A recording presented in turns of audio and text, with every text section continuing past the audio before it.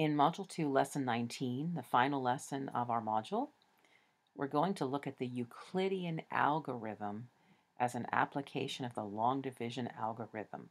Wow, that's a lot. Euclid's algorithm is used to find the greatest common factor of two whole numbers. And we just practiced finding the greatest common factor of two whole numbers in Lesson 18. So the steps are, step 1, we're going to divide the larger of the two numbers by the smaller one, which is what we typically do. Step 2, if there is a remainder, we're going to divide it into the divisor. Step 3, we'll continue dividing the last divisor by the last remainder until the remainder is 0.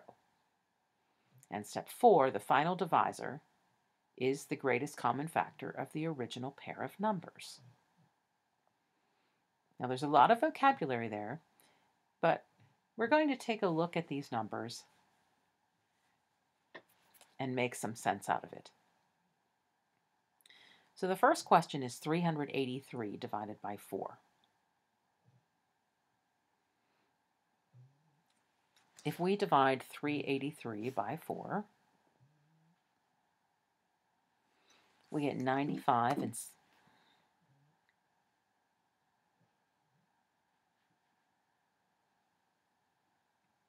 we get 95 and 75 hundredths. If we divide 432 by 12, we get 36. And 403 divided by 13 is 11.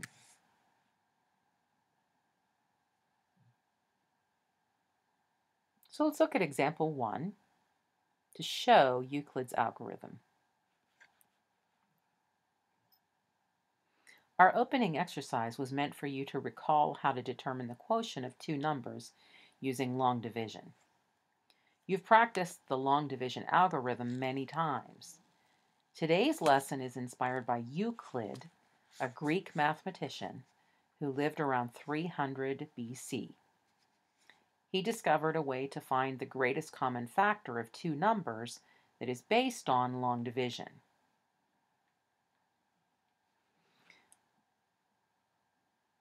Example 1. What is the greatest common factor of 60 and 100? 60 units, 100. Our greatest common factor is 20. And the interpretation of our GCF in terms of area is in this picture. We have 60 units up and down and 100 units across. And so each of our squares represents 20 units, which is the largest number that goes into both 60 and 100. Notice that we can use the greatest common factor of 20 to create the largest square tile that will cover the rectangle without any overlap or gaps. We used a 20 by 20 tile. But what if we didn't know that? How could we start? Let's guess. What is the biggest square that we can guess? 60 by 60. Right? We could do a square that is 60 by 60. But if we do that, we would be shading this square section. But there are 40 units left over after we do that. So we can do a division problem to show what that means. So our division problem shows 100 divided by 60 is 1 with a remainder of 40. The second step in the Euclid's algorithm said that we would need to divide 60, our divisor, by 40. So we'll do a second division problem. And in our second division problem, we find that when we divide our divisor by our remainder, 60 divided by 40, it's 1, and we still have a remainder of 20. Following the guidelines again, we will need to do that again. We'll take our divisor, that's the number we divided by in the problem before, and divide it by its remainder. And in this final problem, we find that 20 goes into 42 times with nothing left over. So our greatest common factor is actually 20. That is the last divisor that we used. Just to review Euclid's algorithm, step 1 was we divided the larger of the two numbers by the smaller one. Then step 2, if there is a remainder, we divide it, the remainder, into the divisor. Divisor is the number outside of the box. Step 3 was to continue dividing the last divisor by the last remainder until the remainder is 0. And the final divisor, the final number that's outside the box, when your remainder is 0 in that problem, is your greatest common factor.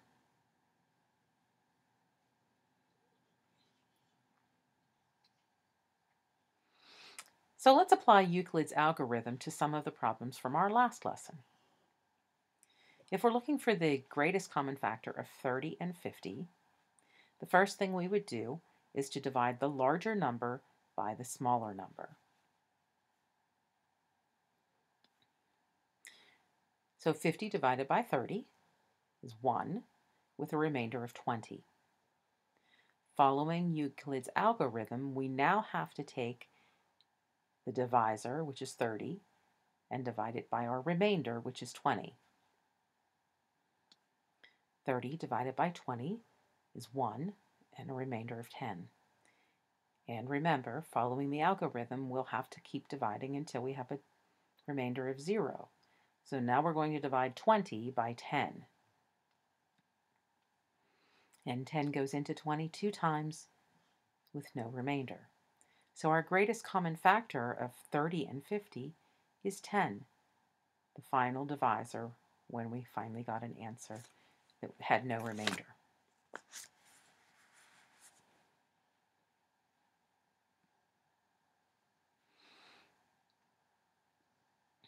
We'll try one more with a larger number, 96 and 144. So we'll divide the larger number by the smaller number. 96 goes into 144 one time with a remainder of 48. So our next step will be to divide 96 by 48. And 96 divided by 48 is 2 with no remainder, which means our greatest common factor is 48, which is a pretty big number. The larger your numbers are that you're looking for a greatest common factor, the more useful Euclid's algorithm is in finding the greatest common factor, because making factor pairs for 660 and 840 could be very time-consuming and difficult. So let's do this last example with 660 and 840 so we can see how much easier Euclid's algorithm would be than writing factor pairs. 840 divided by 660 is 1, with a remainder of 180. So we'll divide again, 660 divided by 180. 660 divided by 180 is 3, with a remainder of 120. So we'll need to divide again, 180 by 120. 180 divided by 120 is 1, with a remainder of 60, and we'll need to divide again, 120 divided by 60. And we find that 120 divided by 60 is 2, so our greatest common factor is our last divisor, which is 60. Our greatest common factor of 660 and 840 is 60.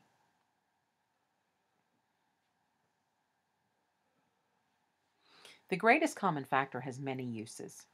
Among them, the greatest common factor lets us find out the maximum size of squares that will cover a rectangle. Whenever we solve problems like this, we cannot have any gaps or any overlapping squares. Of course, the maximum size squares will be the minimum number of squares needed. So a rectangular computer table measures 30 inches by 50 inches. We need to cover it with square tiles. What is the side length of the largest square tile we can use to completely cover the table so that there is no overlap or gaps? If we use squares that are 10 by 10, how many will we need?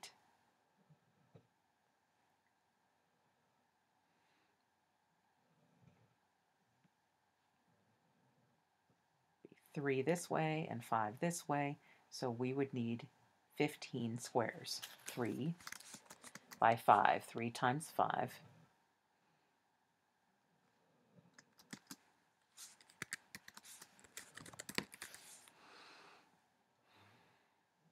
If this were a giant chunk of cheese in a factory, would it change the thinking or the calculations we just did? No. And how many 10 by 10 inch squares of cheese could be cut from the giant 30 inch by 50 inch slab? It would be 15, the same as if we were covering an area. In closing, Euclid's algorithm is used to find the greatest common factor of two whole numbers. The steps are on your student page at the beginning, need to be followed enough times to get a zero remainder. With practice, it can be the quickest method for finding the greatest common factor. The steps again: divide the larger of the two numbers by the smaller one. If there is a remainder, divide it into the divisor, and continue dividing the last divisor by the last remainder until the remainder is 0.